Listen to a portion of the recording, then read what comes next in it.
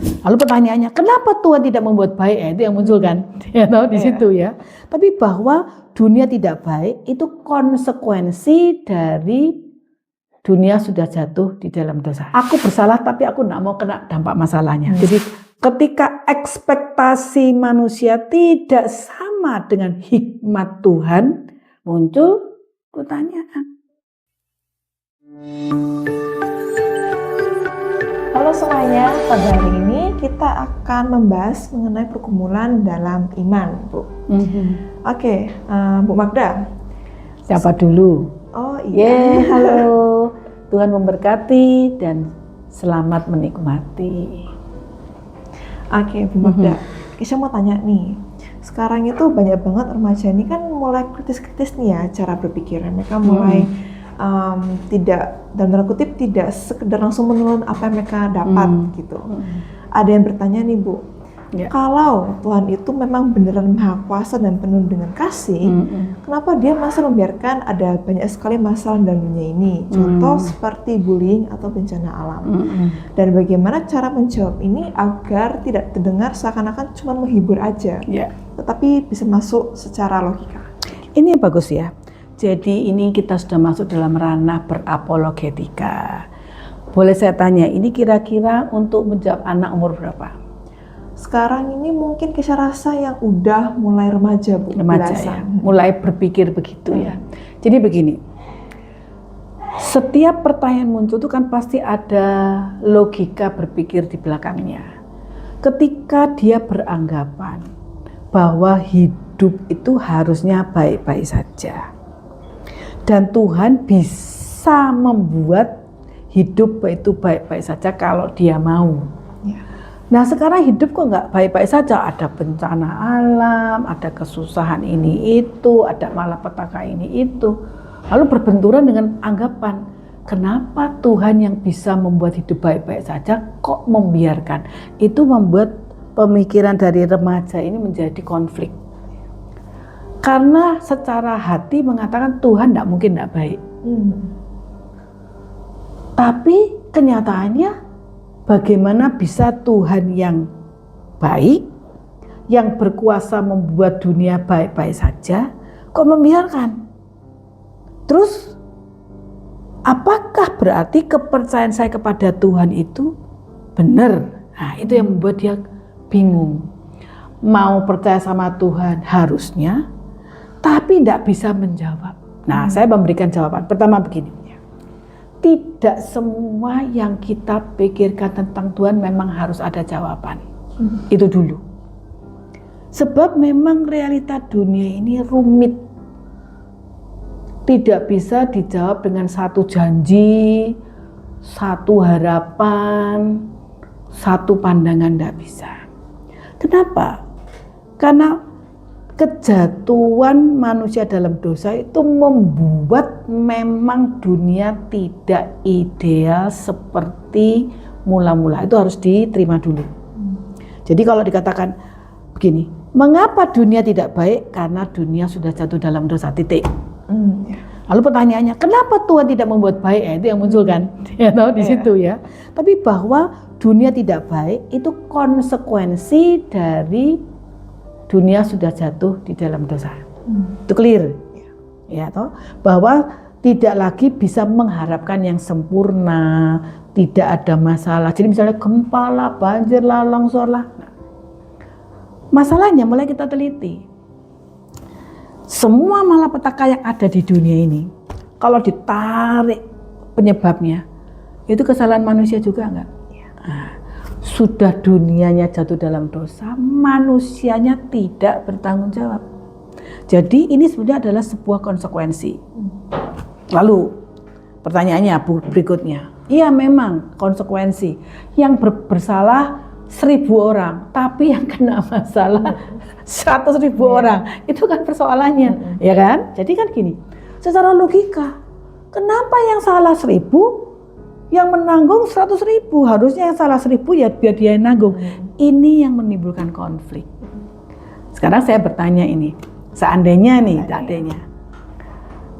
malapetaka ini hanya menimpa orang yang bersalah, pertanyaan itu muncul enggak? Saya mau tanya, tetap muncul toh.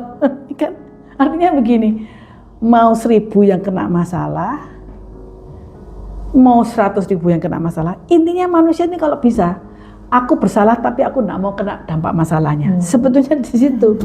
Jadi punya harapan Tuhan tuh harus sedikit toleran. Tuhan harus sedikit tutup mata, melupakan kesalahan manusia. Tuhan harusnya baik-baik saja dan berbuat baik saja. Forget it everything Tuhan. Sudahlah bang, Tuhan sudah tahu manusia itu memang salah, ya toh, memang tidak baik. Kalau bisa lu Tuhan, kasih yang baik-baik. Sebenarnya di balik semua pertanyaan itu harapannya demikian. Padahal Tuhan tuh bertindak tuh tidak mungkin sama dengan logika manusia. Nah ini problemnya. Jadi ketika ekspektasi manusia tidak sama dengan hikmat Tuhan, muncul pertanyaan. Anyway, pertanyaan ini tidak bisa dijawab memuaskan. Tapi tidak boleh dikatakan kesimpulannya Tuhan tidak baik. Itu ya. Jadi kalau mengatakan mengapa Tuhan membiarkan, nah pertanyaan ini begini, bahwa itu tetap ada tidak sama dengan Tuhan sedang membiarkan. Sebab Tuhan tuh bisa berbicara kepada manusia dalam segala keadaan. Bahwa tujuan akhir yang paling penting adalah manusia kembali bertobat kepada Tuhan. Jadi kalau semua ini terjadi supaya manusia bisa bertobat, baik enggak? Baik. Nah, jadi akhirnya begini, jangan melihat kepada apa yang manusia harapkan, tapi melihat bahwa Tuhan sedang apa tadi? Sedang Berbicara, sedang bekerja. Tujuannya apa? Membawa manusia bertobat, mengenal Tuhan. Nah, kita ada di dalam era ini. Tuhan sedang berbicara, Tuhan sedang bekerja. Jadi panggilan kita memang boleh bertanya. Tapi ketika pertanyaan itu belum mempunyai jawaban yang melegakan kita tetap percaya bahwa ujung dari semua ini adalah Tuhan ingin kita menjadi miliknya, Tuhan ingin kita menikmati kasih-Nya. Dan ini yang menarik, apakah seorang yang kena bencana tetap bisa mengasihi Tuhan? Bisa. Bisa, berarti tidak masalah toh? Nah sebaliknya, orang yang tidak kena bencana, baik-baik saja, bisa enggak dia jahat sama Tuhan? Bisa. Nah, jadi bagaimana? Gitu. Jadi akhirnya manusia kembali pada Tuhan. Manusia mengenal Tuhan. Manusia menikmati kasih Tuhan. Itu yang paling penting. Kira-kira begitu. Gimana menurutmu? Masuk akal. Maksudnya bisa dibilang pertama-tama kan semua hal yang terjadi, hal-hal buruk ya, itu kan pasti bukan dari Tuhan. Yes, good. Dan hal-hal yang buruk ini juga bisa dibilang memang dari konsekuensi kita manusia yang memberontak kepada Tuhan. Yeah. Gitu. Dan selama kita masih hidup di dalam dunia yang penuh dosa ini ya, mau tidak mau ya memang kita harus menjalaninya juga gitu. Tapi di sisi lain juga kita harus ingat Tuhan sendiri sudah berjanji Dia akan membuat dunia baru yang tidak akan ada air mata, tidak akan ada yang namanya kekecewaan. Bagus. Semuanya penuh dan sukacita bersama One day, we will be there. Jadi ya bisa dibilang penderitaan kita alami ini bukanlah kayak garis akhir yang harus kita lihat terus gitu. Ini belum selesai. Ya, jadi kayak gitu. Benar. Very good. Oke, kemudian ini sekarang lagi ada tren baru nih, namanya tren deconstruction, di mana banyak banget anak remaja yang mulai meninggalkan gereja, karena mereka merasa bahwa ajaran Alkitab itu terlalu kaku dan mengekang kebebasan mereka. Nah, pertanyaannya apakah benar menjadi Kristen itu berarti kita tidak boleh bebas menjadi diri kita sendiri? Apakah maksud pertanyaan Kesia ini begini? Apakah beribadah kepada Tuhan harus dalam format gereja? Boleh enggak kita nih berdoa, baca Alkitab di rumah terus sendiri, enggak usah kumpul orang, enggak perlu dengarkan khotbah, enggak perlu aktif di gereja? Kan ada pertanyaan seperti itu. Jadi begini, sebenarnya relasi kita dengan Tuhan itu tidak diatur oleh manusia.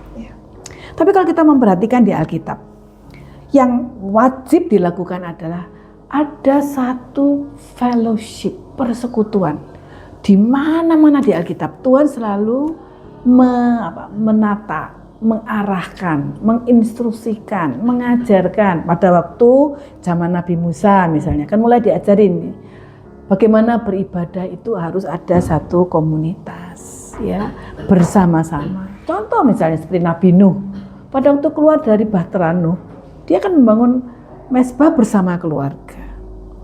Jadi beribadah kepada Tuhan itu ternyata Tuhan itu tempatkan dalam sebuah komunitas bersama-sama. Mengapa begitu? Karena hakikatnya adalah beribadah dalam sebuah relasi bersama-sama orang percaya. Jadi kalau misalnya kita mau beribadah, kita sebut aja namanya sekarang adalah home church. Tidak harus building, tidak harus gedung besar. Kalau beribadah di rumah hanya 20 orang boleh enggak? Boleh. Enggak apa-apa. Tetapi masalahnya kalau 20 orang berkumpul terus yang mengajar firman enggak ada. Loh kan enggak bisa. Akhirnya kan butuh, yang penting harus ada yang mengajar, mengembalakan. Kan ada tuh talenta-talenta gembala, guru. Sehingga kalau mau bikin model home church enggak apa-apa. Tapi harus ada yang bertanggung jawab. Jangan sampai ya kan ibadah, nafsir Alkitabnya salah. Mau sampai ada orang tuh khusus sekolah belajar Alkitab. Di Alkitab sendiri dikatakan ada imam-imam yang belajar loh itu. Berarti persekutuan tuh wajib. Karena itu yang Tuhan ajarkan untuk menjaga kita dari belajar Alkitab lalu sesat. Karena nggak ada komunitas yang bertanggung jawab. Kalau ada komunitas ada pemimpinnya. Nah pemimpinnya siapa yang belajar Alkitab. Jadi ada unsur-unsur seperti itu. Nah kembali kepada tadi Musa. Ada sistem di mana mereka datang ke bait Allah ya, atau membawa korban. Kemudian nanti ada imam besar setiap tahun membawa korban. Itu kan sebetulnya mengajarkan sistem ibadah yang diterapkan dalam perjanjian lama sebelum Tuhan Yesus datang, ya kan? Nah setelah Tuhan Yesus datang, sistem itu tetap jalan. Untuk bertemu dengan Tuhan Yesus itu ada proses. Imam-imam itu kan harus cuci pembasuh tangan, ada pembasuhan. Artinya apa? Ada proses di mana jemaat itu mengevaluasi diri, mengaku dosa. Jadi unsur-unsur dalam liturgi itu sebelum puji-pujian kan? Ada namanya pengakuan dosa, ya. Ada pengakuan iman, memuji bersama. Nah, semua ini pasti harus ada yang mengarrange ya, mengaturnya sehingga pada waktu menghadap Tuhan tuh sudah siap. Kenapa? Karena begini. Kalau bukan karena Tuhan Yesus, nggak ada yang boleh datang ketemu Tuhan. Tuhan tuh mulia. Kamu nih siapa? Kok mau menggampangkan, ya toh? Iya kan? Nah sekarang Tuhan memberikan ketentuan supaya kita ini bisa bersama-sama menghormati Tuhan Yesus. Komunitas ini akan menolong kita untuk bersikap sopan. Karena kalau di rumah ya coba ya, zaman pandemi dulu, ibadahnya kan ya kadang-kadang sambil pergi ke restroom ya kan, sambil makan, sambil bajunya mungkin seadanya. Mau enggak mau itu kan mempengaruhi. Kenyataannya kan begitu. Tapi kalau di gereja, siapa yang berani di gereja makan pisang goreng? Terus pakai pakaian piyama, kan enggak berani. Karena apa? Karena dibangun rasa hormat. Mungkin bukan ritualnya, tapi bahwa hati menghormati. Sebab mengingatnya begini, kalau bukan Tuhan Yesus yang berkorban untuk kita tidak bisa ketemu Tuhan. Jadi tidak boleh dianggap sebagai sesuatu yang kaku. Yang penting adalah ketika kita beribadah dalam komunitas, menolong kita untuk menghormati pengorbanan Kristus. Satu. Kedua, memuji kebaikan Tuhan. Jadi puji-pujiannya ditolong. Kalau kita nyanyi ada musik kan kita bisa menyanyi lebih menghayati. Mestinya ada contoh menyanyi bersama lebih semangat. Ada orang bilang gini, saya bisa nyanyi semangat sendiri pakai gitar sendiri. Ya boleh. Ya. Tapi untuk konsistensi kita bisa selalu main gitar sendiri nyanyi memuji Tuhan. Hati kita jujur dan benar. Itu kan tidak bisa selalu konsisten. Ada yang kita bisa tertinggal, lupa.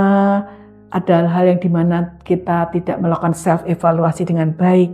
Jadi komunitas itu penting dan harus karena Tuhan sudah menatanya demikian. Jadi tadi sudah saya sampaikan untuk kita bisa lebih menghormati makna pengorbanan Kristus, menghayati puji-pujian dengan dukungan karena memang kita ini butuh dukungan ya toh. Buktinya Kesia waktu kamu baca Alkitab pernah enggak kamu ketiduran ngantuk? Iya. Ya toh. Kalau di gereja ngantuk ada tetangganya ya toh. Bangun.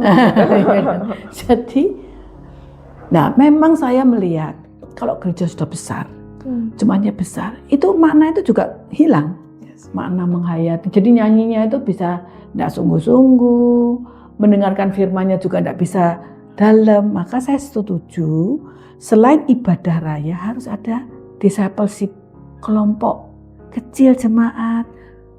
Saya pernah mengenal ada satu gereja yang sangat bagus, pengajarnya sangat terkenal, menulis banyak buku rohani. Selesai berkhotbah, itu jemaat langsung masuk dalam kelompok-kelompok kecil. Jadi ibadahnya itu 2 jam. 1 jam itu pendeta mengajar, kemudian puji-pujian, memberikan persembahan, pengakuan iman. 1 jam berikutnya mereka masuk dalam kelompok, saling mendoakan. Jadi doa syafaatnya bukan seperti doa pengumuman Tuhan gitu kan ya. Kamu ada masalah apa? Jadi betul-betul mereka fellowship saling mendoakan. Membahas ayat yang diajarkan, lalu ambil proyek ketaatan. Kemudian bisa saling menguatkan. Ada fellowship. Nah ini sungguh. Dan gedung gereja itu dibuat tidak pakai tembok. Bukan pakai tembok seperti yang ngambang. Artinya tidak tertutup.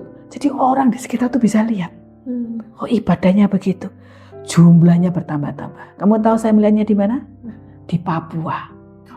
Yang merintis adalah seorang misionari. Jadi saya waktu ikut ibadah itu, waduh, ini yang harusnya terjadi. Jadi ada teaching, ada discipleship.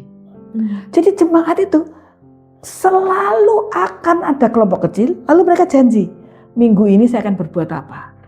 Nanti waktu ibadah raya, giliran kelompok ini kasih kesaksian, bisa dalam bentuk sharing apa yang dilakukan sepanjang seminggu, ada yang sharing nyanyian. Jadi yang dikatakan di Alkitab itu diterapkan. Wah, saya melihat, jadi gedung gerejanya itu tidak tertutup saya bilang tadi. Luas, jemaatnya makin banyak dan anak-anak muda mulai dari yang menghiasi tubuhnya dengan itu macam-macam sampai dengan yang pakai bagian model katakanlah yang sangat resmi itu bergabung jadi satu dan semuanya bisa menghayati pengorbanan Kristus, belajar firman dan gembala itu mengajar sudah punya semacam kurikulum untuk 1 tahun gitu, temanya apa. Jadi menurut saya harusnya setiap gereja harus begitu. Jadi kelompok kecil setelah ibadah gitu. Gini sih Bu, kadang kan Kisha kan pernah nih ibadah di gereja yang sedikit jemaatnya. Terus juga pernah ibadah di gereja yang jemaat itu banyak. Memang ada sedikit perbedaan Bu. Kalau yang di gereja yang besar, ini nggak jelek-jelekin ya. Cuma kalau yang Kisha alami pribadi, yaitu ketika puji-pujian, khotbah, lalu selesai doksologi dan lain sebagainya tuh di gereja yang lebih besar seringkali orang-orang ibadah datang pagi pulang langsung cari makan. Tidak ada yang rasa namanya saling persekutuan, saling membangun. Itu bisa dibilang jarang. Sementara di gereja yang lebih kecil kita sendiri merasa semua orang saling kenal. Oh namamu ini, kamu dari sini. Terus oh kamu suka ini ya, oh ini. Bisa dibilang ada membangun rasa kebersamaan, persaudaraan, dan itu bisa dibilang sesuatu kebutuhan manusia juga tetap at the end gitu. Dan ya yang Miss McLeod ngomong tuh benar. Iya betul, karena begini, kalau besar kesempatan untuk mengenal dengan dalam itu kurang. Memang harus dibantu dengan kelompok kecil. Biasanya ada kebiasaan, mari menyapa. Tapi menyapa kan nggak kenal. Formalitas ya. Halo. Apalagi kalau kita takut tertular, kita cuma gini tuh. Salaman, terus habis itu cuci pakai hand sanitizer. Jadi memang, ya ketika gereja menyadari ini ada kekurangannya, maka gereja sekarang sudah mulai banyak yang melakukan namanya discipleship. Ada care group, ada KTB, ada small group. Menurut saya itu harus terus dikembangkan. Good. Oke, kemudian ini Bu, ada banyak banget remaja yang merasa kayak gini, temanku ini ada satu temanku nih yang jarang banget ke gereja, bahkan tidak ke gereja, tapi aku merasa hidupnya itu lebih sukses, lebih baik daripada aku yang rajin ibadah. Nah, menurut Miss Magda tuh kira-kira bagaimana ya menanggapi soal moralitas tanpa Tuhan ini? Iya, oke. Tadi Kesia bilang tentang sukses. Iya. Sukses itu kebanyakan orang menafsirkan banyak uang, posisi karir bagus, tidak ada masalah yang berat, badannya sehat, penampilannya cantik, cakep, ganteng dan sebagainya. Itu dianggap sukses. Nah, sekarang kita mau melihat apakah itu definisi sukses dalam Alkitab? Tidak. Jadi apa yang harus dirubah dalam pikiran anak remaja tentang kenapa kok saya baik, hidup saya tidak sukses? Berarti yang salah itu, sebelum dia bertanya, yang salah apanya? Pola pikiran hatinya. Betul, mindsetnya. Tentang sukses itu adalah apa yang dikatakan dunia, apa yang dipikirkan dunia. Lah kita ini anak Tuhan toh. Wong kita bilang kamu itu loh kalau meninggal nggak bisa bawa apa-apa. Lah itu apa yang sukses? Tuhan bilang apa? Apa gunanya kamu dapat seisi dunia? Itu kan sukses top loh ya. Seisi dunia coba dapat, tapi jiwamu binasa. Apa gunanya?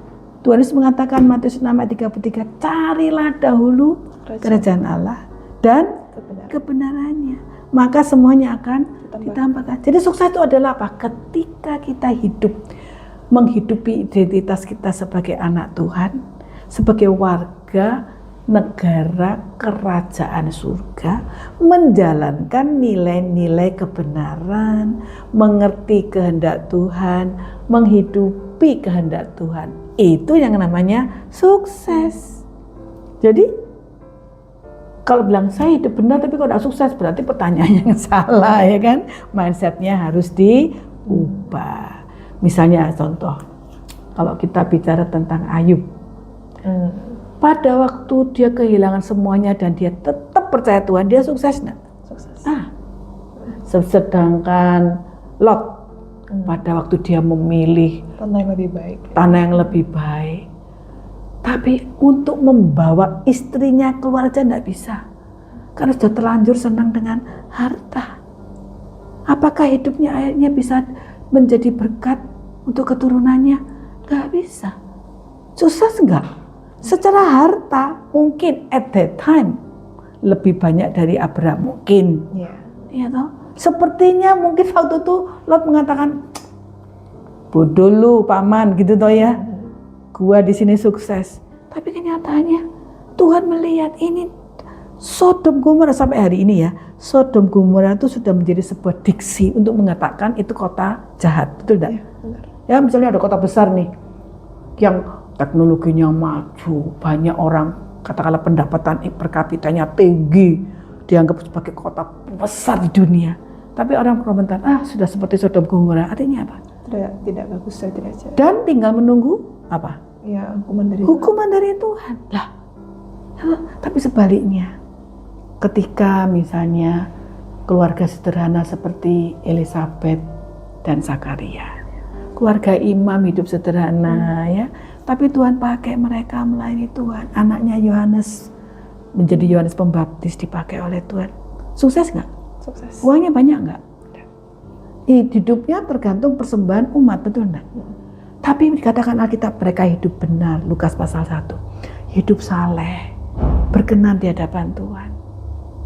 Jadi sekarang tinggal kita nih mau ikut definisinya Tuhan atau mau ikut definisinya dunia. Pilihan masing-masing. Betul. Jadi kalau kita tidak bisa menikmati bahwa hidup benar adalah sebuah blessing, berarti sedang salah di mindset. Oke, dan yang terakhir nih Bu Magda. Bu Magda ada nggak pesan kunci untuk remaja, untuk kami yang sedang ragu imannya, tetapi takut untuk bertanya karena mereka sendiri merasa takut dianggap nggak rohani atau berdosa? Iya, begini, saya tidak ingin menyalahkan anak remaja yang takut bertanya, tapi saya mendorong para senior rohaniwan, mentor-mentor itu untuk terus mengembangkan empati. Bahkan ketika anak remaja tidak menunjukkan gejala pengen baik, bahkan mau lari terus, gimana kita nih dengan air mata mendoakan anak-anak remaja, menunjukkan bahwa whatever you did, I love you. Ini yang harus terus-menerus ditangkap oleh anak-anak remaja sehingga mereka tidak takut untuk bertanya. Tapi kalau mereka menangkap, aku kalau datang rasanya bakal dihakimi, bakal dikatakan kamu murtad, kamu jahat, kamu bakal dihukum Tuhan, kamu harus bertobat. Itu membuat anak remaja takut, ya. Jadi para rohaniwan, guru-guru Kristen, teman-temannya di sekolah, ketika melihat rekan-rekannya, ya, itu begitu. Yang nomor satu begini. Saya harus menghadirkan Kristus untuk mereka. Tuhan Yesus dalam dunia itu selalu menunjukkan empati kepada orang berdosa. Bahkan dikatakan makan bersama orang berdosa, ya. Waktu diundang oleh Matius, waktu diundang oleh Sakeus, ya. Atau tepatnya Tuhan Yesus yang mengundang dirinya sendiri. Diejek sama orang toh. Kamu nih guru, rabi, makan sama orang berdosa, dimusuhi orang. Tuhan Yesus bilang apa? Untuk orang seperti dia, saya datang. Malah gitu, ya. Anak manusia datang untuk mencari yang terhilang. Lukas pasal yang ke-19 ayat yang ke-10. Jadi bagaimana? Jadi saya mengundang di tengah-tengah zaman di mana anak remaja masih sangat butuh pengakuan, masih sangat butuh hidup dan berarti bebas, tapi takut hukuman, tapi butuh dukungan. Kita yang dipanggil Tuhan untuk menjadi pendidik, menjadi orang tua, memang harus terus minta sama Tuhan, Tuhan berikan saya hati seperti hatimu. Pakai saya supaya saya bisa menolong anak-anakku, anak-anak remaja boleh mengenalmu melalui tanganku yang berdoa untuk mereka, melalui kasihku dan kepedulianku yang hadir untuk mereka. Gereja, memang sekarang kan gereja banyak kalau ada kebaktian ditutup ya toh. Iya. Saya lagi mikir gimana ya gereja terbuka tapi barangnya tidak hilang. Kan kadang kan gini, dibuka tapi nanti pianonya hilang, gitarnya hilang, masa disimpan keluar masuk, ya toh. Jadi sebetulnya yang betul itu sebetulnya harusnya gereja itu memang terbuka. Sehingga kapan Tuhan bekerja dalam hati anak remaja, mereka tuh bisa masuk gereja berdoa saja, tidak perlu ada orang, mereka bisa berdoa, itu sudah cukup. Tapi masalahnya tidak banyak ya gereja buka 24 jam. Karena ya memang ada masalah-masalah tadi saya bilang, yang jaga barang siapa, ya toh, bisa hilang, speaker yang ditempel-tempel tuh gimana, ya kan. Jadi kalau bisa terjadi sebuah keterbukaan dan ada cara lah ya, saya tidak tahu bagaimana. Atau kalau mungkin bukan gereja yang dibuka, ada satu kapel kecil lah yang ada pianonya, ya toh. Di situ disebut ini rumah doa. Siapa yang mau berdoa silakan masuk, kan juga bisa. Nah, saya rindu ya ada rumah berdoa, entah di gereja, di sekolah Kristen. Di sekolah Kristen biasanya kan ruang konseling. Iya, Nah, anak kalau datang ke sana tuh seneng, kenapa? Karena datang itu diajak ngobrol dulu, bukan katanya kamu sini masalahnya apa loh, ya toh. Disambut. Disambut. Halo Kesia, saya senang loh kamu datang. Saya senang mendengarkan kamu mau cerita apa saja, mulai dari mainan kesukaanmu, kalau anak kecil ya, mulai dari makanan kesenanganmu. Di sini Bu Magda mau mendengarkan kamu. Jadi anak senang. Mau bilang, Bu Magda saya mencuri. Nggak langsung, loh dosa kan gitu toh. Tapi, oh iya, terima kasih kamu sudah jujur. Kamu mencuri, oke, apa yang kamu rasakan? Apa yang kamu harapkan? Boleh Bu Magda mengatakan sesuatu. Jadi, ya namanya bahasa-bahasa empati, gitu. Jadi orang tua harus jadi rumah doa, di rumah konseling, sekolah Kristen, gereja. Ini memang hal yang ideal ya. Tapi Kesia, satu hari kalau kamu sudah dewasa, kita nih rumah doa. Ada orang datang, Kes, doakan saya ya. Nah kan gitu toh, itu artinya. Jadi biarlah anak remaja, kalau bisa cari gedung gereja, dia cari rumah doa, anak-anak Kristen, anak-anak remaja Kristen, pemuda Kristen, guru-guru Kristen, orang tua Kristen, semua orang Kristen harus menjadi rumah untuk orang bertemu Tuhan. Dalam arti, I need you. Tell me about Jesus Christ, because I can see Christ in you. Waduh, ya senang toh? Kenapa kita ada Tuhan Yesus di dalam hati kita kok? Memang benar loh, ya kan? Cerminkan. Nah, betul ya. Oke, thank you Bu Magda. You are very welcome. Makasih ya Bu Magda atas penjelasannya, sangat memberkati kita semua pada hari ini. Kita juga sudah belajar mengenai seluk-beluk skeptisisme dan krisis iman. Dan untuk buat teman-teman semua, terima kasih sudah menyimak episode berkat kita pada hari ini. Sampai jumpa di waktu selanjutnya. God bless you. God be with us. See you.